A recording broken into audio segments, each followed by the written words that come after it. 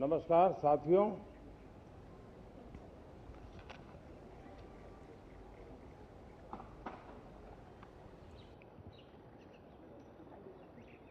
शीतकालीन सत्र है और माहौल भी शीत ही रहेगा।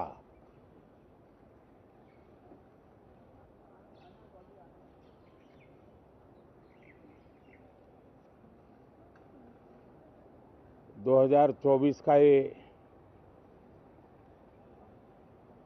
अंतिम कालखंड चल रहा है।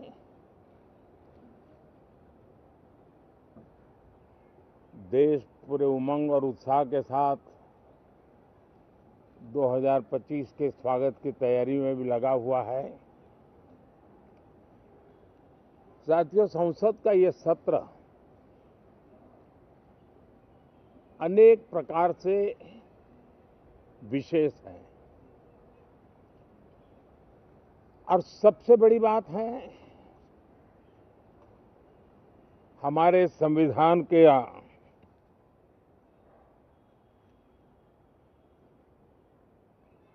75 साल की यात्रा, 75वें साल में उसका प्रवेश, ये अपने आप में लोकतंत्र के लिए एक बहुत ही उज्जवल अवसर है। और कल संविधान सदन में सब मिलकर के इस संविधान के 75वें वर्ष की उसके उत्सव की मिलकर के शुरुआत करेंगे।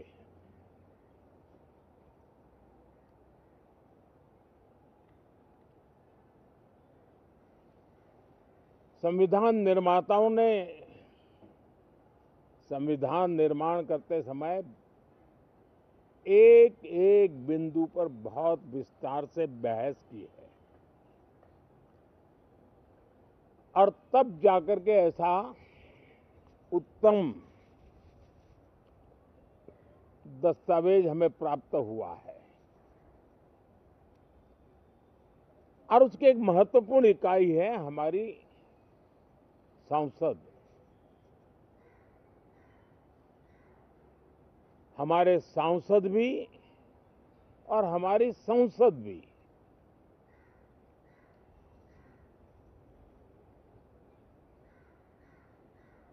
पार्लियामेंट में स्वस्थ चर्चा हो, ज्यादा से ज्यादा लोग चर्चा में अपना योगदान दें। दुर्भाग्य से कुछ लोगों ने अपने राजनीतिक स्वार्थ के लिए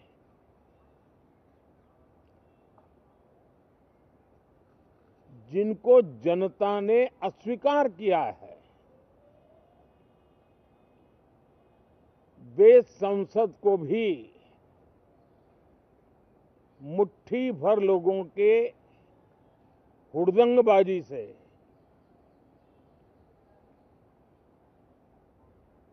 कंट्रोल करने का लगातार प्रयास कर रहे हैं। उनका अपना मकसद तो संसद की गतिविधि को रोकने से ज्यादा सफल नहीं होता है और देश की जनता उनके सारे व्यवहारों को काउंट करती है और जब समय आता है तो सजा भी देती है। लेकिन सबसे ज्यादा पीड़ा की बात यह है कि जो नए सांसद होते हैं,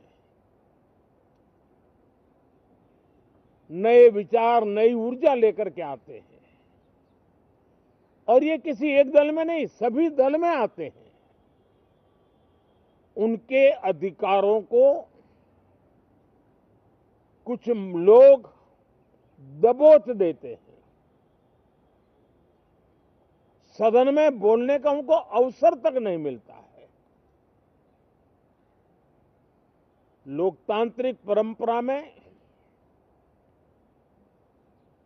हर पीढ़ी का काम है आने वाली पीढ़ियों को तैयार करे, लेकिन 80-80, 90-90 बार जनता ने जिनको लगातार नकार दिया है, वे न संसद में चर्चा होने देते हैं, न लोकतंत्र की भावना का सम्मान करते हैं, न ही वह लोगों की आकांक्षाओं का कोई महत्व समझते हैं, उनका उसके प्रति कोई दायित्व है वो कोई समझ पाते हैं। और उसका परिणाम है वो जनता की उम्मीदों पर कभी भी खरे नहीं उतरते हैं और परिणाम स्वरूप जनता को बार बार उनको रिजेक्ट करना पड़ रहा है। साथियों, ये सदन लोकतंत्र की 2024 के पार्लियामेंट के चुनाव के बाद देश की जनता को अपने अपने राज्यों में कुछ स्थानों पर अपनी भावना, अपने विचार, अपनी अपेक्षाएं प्रकट करने का अवसर मिला है। उसमें भी 2024 के लोकसभा के चुनाव के नतीजों को और अधिक ताकत दी गई है राज्यों के द्वारा, और अधिक बल प्रदान किया गया है, और अधिक समर्थन का व्याप बढ़ा है।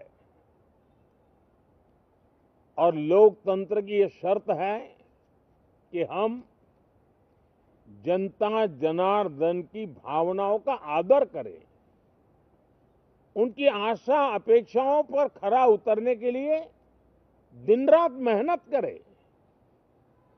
मैं बार बार खास करके विपक्ष के साथियों से आग्रह करता रहा हूं,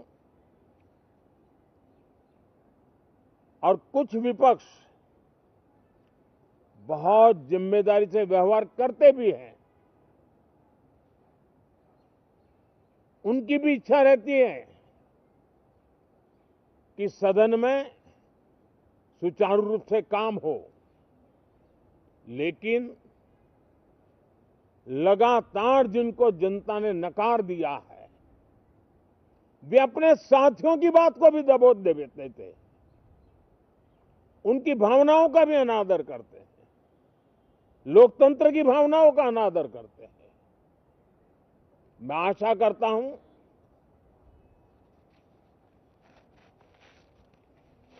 कि हमारे नए साथियों को अवसर मिले।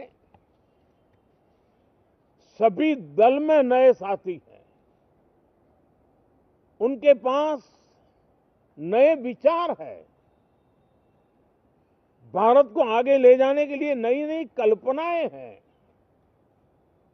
और आज विश्व भारत की तरफ बहुत आशा भरी नजर से देख रहा है, तब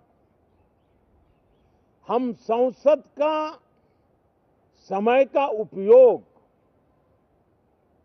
वैश्विक स्तर पर भी भारत के आज जो सम्मान बढ़ा है, भारत का प्रति जो आकर्षण बढ़ा है, उसको बल प्रदान करने वाला हमारा व्यवहार रहना चाहिए।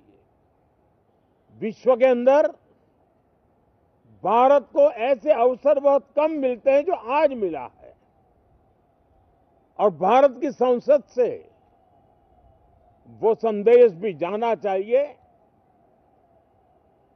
कि भारत के मतदाता उनका लोकतंत्र के प्रति समर्पण, उनका संविधान के प्रति समर्पण, उनका संसदीय कार्य पद्धति पर विश्वास, संसद में बैठे हुए हम सबको जनता जनार्दन की इन भावनाओं पर खरा उतरना ही पड़ेगा। और समय की मांग है, हम अब तक जितना समय गंवा चुके हैं उसका थोड़ा पश्चाताप करें और उसका परिमार्जन करने का उपाय यही है कि हम बहुत ही तंदुरुस्त तरीके से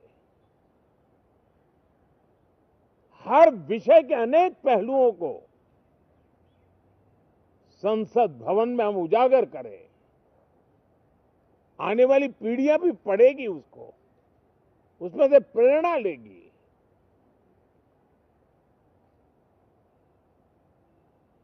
मैं आशा करता हूं कि ये सत्र बहुत ही परिणामकारी हो, संविधान के 75वें वर्ष की शान को बढ़ाने वाला हो, भारत की वैश्विक गरिमा को बल देने वाला हो, नए सांसदों को अवसर देने वाला हो, नए विचारों का स्वागत करने वाला हो। इसी भावना के साथ मैं फिर एक बार सभी माननीय सांसदों को उमंग और उत्साह के साथ इस सत्र को आगे बढ़ाने के लिए निमंत्रित करता हूं, स्वागत करता हूं। आप सब साथियों का भी बहुत बहुत धन्यवाद। नमस्कार।